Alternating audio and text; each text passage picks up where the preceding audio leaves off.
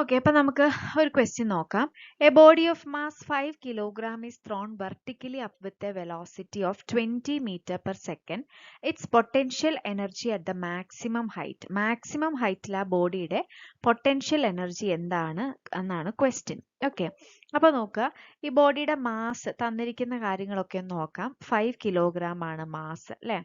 അപ്പോൾ is thrown vertically with an initial velocity 20 meter per second. അപ്പോൾ u initial velocity എന്ന് പറയുന്നത് 20 meter per second ആണ്. പറഞ്ഞിട്ടുണ്ട് it is thrown vertically up with a velocity 20. Its potential energy at maximum height എന്നാണ് പറഞ്ഞിരിക്കുന്നത്, അല്ലേ? അപ്പോൾ vertically up thrown ചെയ്തു. ഇനി at maximum height എന്തൊക്കെയാണ് പ്രോപ്പർട്ടി? at maximum height എന്തൊക്കെയാണ് പ്രോപ്പർട്ടി? വെലോസിറ്റി എന്തായിരിക്കും? വെലോസിറ്റി 0 ആണ്, അല്ലേ? വെലോസിറ്റി മാക്സിമം ഹൈറ്റിൽ, പ്രൊജക്ടൈലിന്റെ കേസിൽ നമുക്കറിയാം v എന്ന് പറയുന്ന മാക്സിമം ഹൈറ്റിൽ 0 ആണ്, അല്ലേ? അപ്പോൾ ഓൾ ഇനീഷ്യൽ കൈനറ്റിക് എനർജി എന്താണ്? പൊട്ടൻഷ്യൽ എനർജി ആയിട്ട് കൺവേർട്ട് ചെയ്യും. അപ്പോൾ potential energy at maximum height എന്ന് പറയുന്നത് എന്താണ്? Potential energy at maximum height, PE എന്ന് എഴുതാം. Potential energy at maximum height എന്ന് പറയുന്നത് എന്തിന് ഈക്വൽ ആണ്? ഇനീഷ്യൽ കൈനറ്റിക് എനർജിക്ക് ഈക്വൽ ആണ്. Initial kinetic energy. ഇവിടെ ഈ പറയുന്ന കൺസർവേഷൻ ഓഫ് എനർജി എന്ന് പറയുന്ന കൺസെപ്റ്റിലാണ് ഈ ക്വസ്റ്റ്യൻ പോകുന്നത്, കേട്ടോ. അപ്പൊ ഇനീഷ്യൽ കൈനറ്റിക് എനർജി കണ്ടുപിടിച്ചാൽ മതി. Half mv², half into 5 into v എന്ന് പറയുന്നത് 20 മീറ്റർ പെർ സെക്കൻഡ് സ്ക്വയർ, 20². അപ്പൊ എത്രയായിരിക്കും? 1000 ജൂൾ എന്നാണ് നമുക്ക് ആൻസർ വരിക. ഓക്കെ, അപ്പൊ എന്താണ്?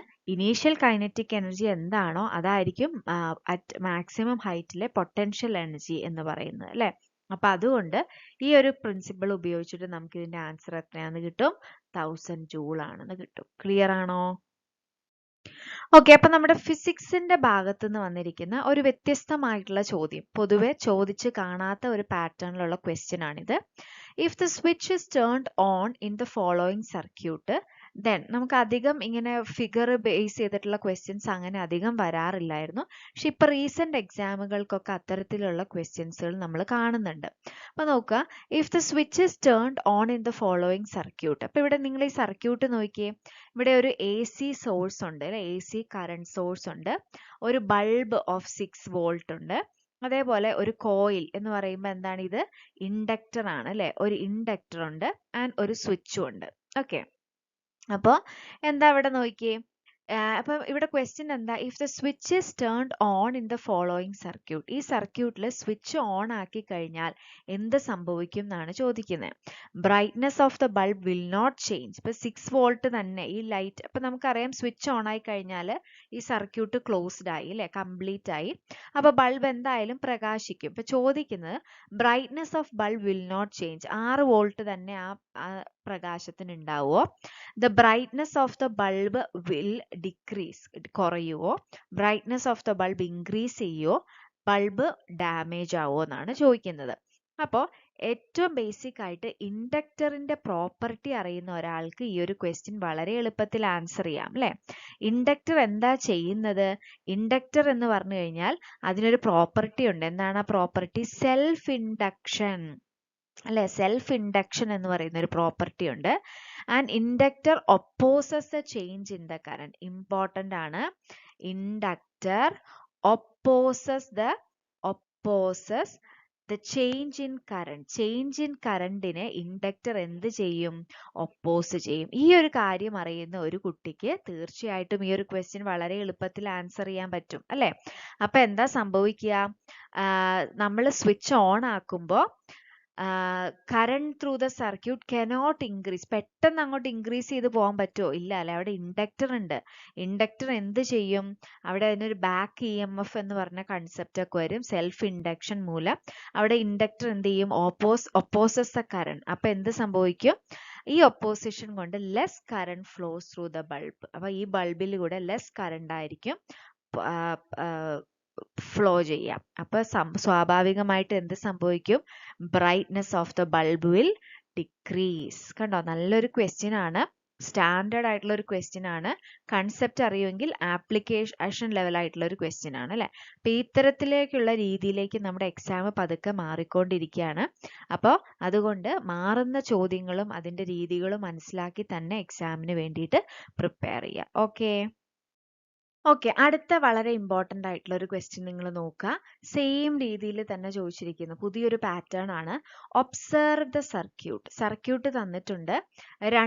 ഒരു 10 ഓം ഒരു 20 ohm resistor connected in parallel. ഇവിടെ ഒരു സ്വിച്ച് ഉണ്ട്, ബൾബ് ഉണ്ട് ആൻഡ് ബാറ്ററി ഉണ്ട്. അപ്പം നിങ്ങൾ നോക്കിക്കേ, സാധാരണ ഈ കണക്ഷൻ എങ്ങനെയാണ്? ഈ സ്വിച്ച് ക്ലോസ്ഡ് ആണെങ്കിൽ ഈ കണക്ഷൻ എങ്ങനെയാണ്? നോർമൽ ഒരു കണക്ഷൻ 10 ഓം റെസിസ്റ്റൻസ് ബൾബിന്റെ ഗ്ലോ അതിനെ സ്വാധീനിക്കും. സീരീസിലാണ് 10 ഓമുമായിട്ട്. ഇനി ഈ സ്വിച്ച് ഓൺ ആക്കി കഴിയുമ്പോൾ 20 ഓം റെസിസ്റ്റൻസും കൂടെ നമ്മൾ കാൽക്കുലേറ്റ് ചെയ്യണം അല്ലേ. അപ്പൊ 10 ഓമും 20 ഓമും എന്താണ്? അപ്പൊ നോർമലി എന്താണ് ഈ സ്വിച്ച് ഓൺ ആക്കി കഴിയുമ്പോൾ എന്താ സംഭവിക്കുക? ഈ ഒരു കണക്ഷൻ ഇല്ലാതെ ഈ സർക്യൂട്ട് ക്ലോസ്ഡ് ആയിട്ടുള്ള സർക്യൂട്ട് തന്നെയാണ് അല്ലേ. അപ്പോൾ അതിന്റെ അർത്ഥം അവിടെ എന്താണ്? ഒരു ബാറ്ററി ഉണ്ട്, ബൾബ് ഉണ്ട്, ഒരു 10 ഓം റെസിസ്റ്റൻസ് ഉണ്ട്. അപ്പൊ ഈ ബൾബുമായിട്ട് 10 ഓം റെസിസ്റ്റൻസ് സീരീസിൽ കണക്ട് ചെയ്തിരിക്കുകയാണ്. അത്രേ അതിന്റെ മീനിങ് ഉള്ളൂ അല്ലേ. എന്നാൽ ഈ സ്വിച്ചിനെ ഓൺ ആക്കി കഴിയുമ്പോൾ എന്ത് സംഭവിക്കും? ഈ 20 ഓമും കൂടെ ഇൻ ഇഫക്റ്റ് വരും. അപ്പൊ 10 ഓമും 20 ഓമും എങ്ങനെയാ കണക്ട് ചെയ്തിരിക്കുന്നത്? പാരലൽ ആയിട്ടാണ് കണക്ട് ചെയ്തിരിക്കുന്നത് അല്ലേ. അപ്പോൾ പാരലലി കണക്ട്, അപ്പൊ നമ്മളിത് കാൽക്കുലേഷൻ ഒന്നും ചെയ്യാതെ തന്നെ നമുക്ക് പെട്ടെന്ന് ആൻസറിലേക്ക് എത്താം. എങ്ങനെ എത്താം നോക്കുക. നോർമലി 10 ഓം ആണ്. 10 ഓമും 20 ഓമും രണ്ട് റെസിസ്റ്റൻസുകൾ പാരലൽ ആണെങ്കിൽ ഇഫക്റ്റീവ് റെസിസ്റ്റൻസ് കുറയുകയാണ് എന്നുള്ള കൺസെപ്റ്റ് വേണം അല്ലേ. രണ്ട് റെസിസ്റ്റൻസുകൾ സീരീസിലാണ് കണക്ട് ചെയ്തിരിക്കുന്നതെങ്കിൽ 10 ഓമും 20 ഓമും ആണെങ്കിൽ എന്താ സംഭവിക്കുക? ഇഫക്റ്റീവ് റെസിസ്റ്റൻസ് കൂടും. രണ്ട് റെസിസ്റ്റൻസ് പാരലൽ ആയിട്ടാണ് കണക്ട് ചെയ്തിരിക്കുന്നതെങ്കിൽ ഇഫക്റ്റീവ് റെസിസ്റ്റൻസ് കുറയും അല്ലെ. അപ്പൊ ഇഫക്റ്റീവ് റെസിസ്റ്റൻസ് കുറയുമ്പോൾ എന്താ സംഭവിക്കുക? ആദ്യം 10 ഓം റെസിസ്റ്റൻസ് ഉണ്ടായിരുന്നു. ഇപ്പൊ ഇഫക്റ്റീവ് റെസിസ്റ്റൻസ് 10 ഓമിനേക്കാൾ കുറയും എന്നുള്ള കൺസെപ്റ്റ് അറിയുമെങ്കിൽ അപ്പൊ ടോട്ടൽ സർക്യൂട്ട് റെസിസ്റ്റൻസ് കുറഞ്ഞു. റെസിസ്റ്റൻസ് കുറഞ്ഞു കഴിഞ്ഞാൽ എന്താ സംഭവിക്കുക? കറണ്ട് എന്ന് പറയുന്നത് ആ സർക്യൂട്ടിലൂടെ കൂടുതലായിട്ട് ഒഴുകും അല്ലെ. അപ്പൊ കറണ്ട് കൂടുതലായിട്ട് ഒഴുകുമ്പോൾ ബൾബിന്റെ ബ്രൈറ്റ്നെസ് എന്തായിരിക്കും സംഭവിക്കുക? brightness of the bulb will increase. Option B ആണ് റൈറ്റ് ആൻസർ. മനസ്സിലായോ? ഇനി ഒരു സമാധാനത്തിന് വേണമെങ്കിൽ നമുക്ക് എന്ത് ചെയ്യാം? ഇഫക്റ്റീവ് റെസിസ്റ്റൻസ് ജസ്റ്റ് ഒന്ന് കാൽക്കുലേറ്റ് ചെയ്യാം. R പാരലൽ എന്ന് പറയുമ്പോൾ എന്താണ്? 1/10 പ്ലസ് 1/20 ആണ് കാൽക്കുലേറ്റ് ചെയ്യേണ്ടത്. 20 പ്ലസ് 10/200 എന്ന് വരും. അതായത് എത്ര വരും? 30/200. ഇത് 1/RP ആണ്. സോറി, 1/RP ആണ്. അപ്പൊ R എന്ന് പറയുമ്പോൾ 200/30 എന്ന് വരും അല്ലെ. 200/30 എന്ന് പറയുമ്പോൾ 20/3, ഏകദേശം 6 പോയിന്റ് എന്നുള്ള ആൻസർ വരും. 6 പോയിന്റ് എന്ന് പറയുമ്പോൾ 10 ഓമിനേക്കാളും ചെറുതാണ്. പക്ഷെ ഈ കാൽക്കുലേഷൻ ചെയ്യാതെ നമുക്ക് ടൈം സേവ് ചെയ്യാം. എങ്ങനെ? ഒരു പാരലൽ കണക്ഷനിൽ ഇഫക്റ്റീവ് റെസിസ്റ്റൻസ് എന്ന് പറയുമ്പോൾ ഏറ്റവും ചെറിയ റെസിസ്റ്ററിനേക്കാളും താഴെ ആയിരിക്കും എന്നുള്ള കൺസെപ്റ്റ് അറിയുന്ന ഒരാൾക്ക് പെട്ടെന്ന് തന്നെ ആൻസറിലേക്ക് എത്തും അല്ലെ. ഒരു കൈ ഞൊടിക്കുന്ന സമയം കൊണ്ട് ആൻസറിലേക്ക് എത്താം. ക്ലിയർ ആണല്ലോ. അപ്പൊ ഇത്തരത്തിലുള്ള പുതിയ ചോദ്യങ്ങളാണ് നമ്മുടെ കേട്ടറ്റിന്റെ ക്വസ്റ്റ്യൻ പേപ്പറിൽ കാണുന്നത്. അപ്പൊ നിങ്ങൾ തീർച്ചയായിട്ടും കൺസെപ്റ്റ് പഠിക്കുന്നതിന്റെ കൂടെ കുറച്ചൊക്കെ പ്രോബ്ലംസ് ചെയ്ത് നോക്കുക. പണ്ടൊക്കെ നമ്മൾ കേട്ടറ്റ് ഈ പറയുന്നത് പഠിച്ചുകൊണ്ടിരിക്കുമ്പോൾ ഫിഗർ ടൈപ്പ് ക്വസ്റ്റ്യൻ ഒന്നും എക്സാമിന് കാണില്ല എന്നോർത്ത് നമ്മൾ ഒഴിവാക്കും അല്ലെ. ഇപ്പൊ അത്തരത്തിലുള്ള ക്വസ്റ്റ്യൻസും കയറി വരുന്നുണ്ട്. അപ്പോൾ ഇത്തരത്തിലുള്ള ക്വസ്റ്റ്യനും കൂടി ഒന്ന് പ്രിപ്പയർ ചെയ്യാൻ നോക്കുക. അപ്പം എക്സ്ട്രാ ഒത്തിരി ചെയ്യാൻ പോയില്ലെങ്കിലും നമ്മൾ ഈ പ്രീവിയസ് ക്വസ്റ്റ്യൻ പേപ്പർ വർക്ക്ഔട്ട് ചെയ്ത് നോക്കേണ്ടത് ഇമ്പോർട്ടൻ്റ് ആണ് കേട്ടോ. ഓക്കെ, അപ്പോൾ നമുക്ക് അടുത്തൊരു ക്വസ്റ്റ്യൻ നോക്കാം. The following are nichrome wires. നല്ലോണം ക്വസ്റ്റ്യൻ ശ്രദ്ധിക്കണം. Following are nichrome wires. Which wire has a highest resistivity എന്നാണ് ചോദിച്ചിരിക്കുന്നത്. P, Q, R, S. അപ്പൊ നോക്കുക, R is equal to rho L by A. ഇങ്ങനെ ഇക്വേഷൻ ഒക്കെ എഴുതി നോക്കണോ? റോ എന്ന് പറയുമ്പോൾ RA/L. ഇങ്ങനെ നോക്കേണ്ട കേസ് ഉണ്ടോ? ഇല്ല അല്ലെ. എന്താണ്? റെസിസ്റ്റിവിറ്റി എന്ന് പറയുന്ന ഒരു മെറ്റീരിയലിന്റെ പ്രോപ്പർട്ടിയാണ്. അത് നമുക്കറിയാലോ. റെസിസ്റ്റിവിറ്റി എന്ന് പറയുന്നത് മെറ്റീരിയലിന്റെ പ്രോപ്പർട്ടിയാണ്. ഇവിടെ പറഞ്ഞിട്ടുണ്ട് മെറ്റീരിയൽ ഏതാണ്? നിക്രോം ആണ് അല്ലെ. മെറ്റീരിയലിന്റെ പ്രോപ്പർട്ടിയും അതേപോലെ ടെമ്പറേച്ചറും മാത്രമാണ് റെസിസ്റ്റിവിറ്റിനെ ബാധിക്കുന്ന ഘടകം അല്ലെ. അപ്പൊ തീർച്ചയായിട്ടും ആൻസർ എന്താ? എല്ലാത്തിനും, എല്ലാ മെറ്റീരിയലും നിക്രോം തന്നെയാണ്, അതുകൊണ്ട് എല്ലാത്തിനും സെയിം റെസിസ്റ്റിവിറ്റി ആണ്. Answer all have same resistivity. Option D ആണ് റൈറ്റ് ആൻസർ കേട്ടോ. ഇനി നോക്കുക, ഈ ക്വസ്റ്റ്യൻ റെസിസ്റ്റൻസ് ആണെങ്കിൽ ഏതിനാണ് കൂടുതൽ റെസിസ്റ്റൻസ് എന്നാണ് ചോദിച്ചെങ്കിലോ, അപ്പൊ നമുക്ക് R is equal to rho L by a use ചെയ്യാം. അപ്പൊ റോ നിക്രോം ആയതുകൊണ്ട് എല്ലാത്തിനും സെയിം. അപ്പൊ ലെങ്ത് കൂടുതലും ഈ പറയുന്ന ഏരിയ കുറയുന്നത്, അതായത് നീളം കൂടുതലും വളരെ തിന്നുമായിട്ടുള്ള വയർ ഏതാണോ അതിനായിരിക്കും കൂടുതൽ റെസിസ്റ്റൻസ്. ഓക്കെ, അവർ ഐഡിയ ക്ലിയർ ആയി എന്ന് പ്രതീക്ഷിക്കുന്നു. ഇതൊക്കെ നമ്മളെ ട്രാപ്പ് ചെയ്യുന്ന ക്വസ്റ്റ്യൻസ് ആണ്. അപ്പൊ ഇത്തരത്തിലുള്ള ക്വസ്റ്റ്യൻ ഒക്കെ നന്നായിട്ട് ശ്രദ്ധിച്ചിട്ട് വേണം ആൻസർ ചെയ്യാൻ. ഓക്കെ, കെമിസ്ട്രി ഭാഗത്ത് നിന്ന് വന്നിരിക്കുന്ന ഒരു പ്രോബ്ലം റിലേറ്റഡ് ആയിട്ടുള്ള ഒരു ക്വസ്റ്റ്യൻ നോക്കാം. അപ്പം കെമിസ്ട്രി അത്യാവശ്യം സിലബസ് ഓറിയന്റഡ് ആയിട്ട് നമ്മൾ പഠിച്ച കൺസെപ്റ്റ് ബേസ് ചെയ്തിട്ട് തന്നെയാണ് ചോദിച്ചിരിക്കുന്നത്. ഫിസിക്സിന്റെ ഏരിയയിലേക്ക് വരുമ്പോഴാണ് കുറച്ചുകൂടെ പുതിയ പാറ്റേണിലുള്ള ക്വസ്റ്റ്യൻസ് നമുക്ക് കാണാൻ പറ്റുന്നത്. അപ്പൊ നോക്കുക, what is A volume of 440 gram of CO2 at STP എന്നാണ് ചോദിച്ചിരിക്കുന്നത് അല്ലെ. ഇപ്പൊ ഇവിടെ തന്നിരിക്കുന്നത് എന്താണ്? Mass of CO2.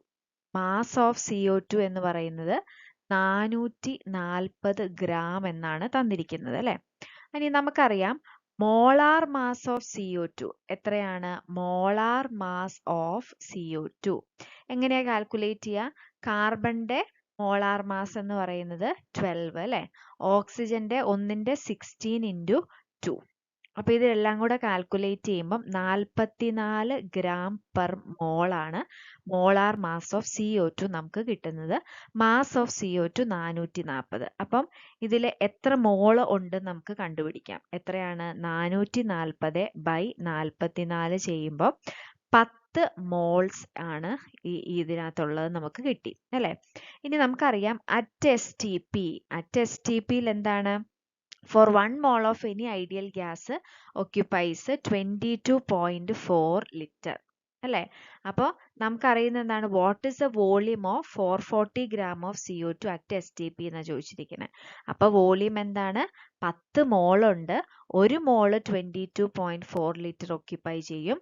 അങ്ങനെയാണെങ്കിൽ 10 മോൾ എത്ര ഒക്യുപ്പൈ ചെയ്യും? 224 ലിറ്റർ ഒക്യുപ്പൈ ചെയ്യും. ഓക്കെ, ഇത്രയും വോളിയം ആണത് ഒക്യുപ്പൈ ചെയ്യുന്നത്. ക്ലിയർ ആണല്ലോ?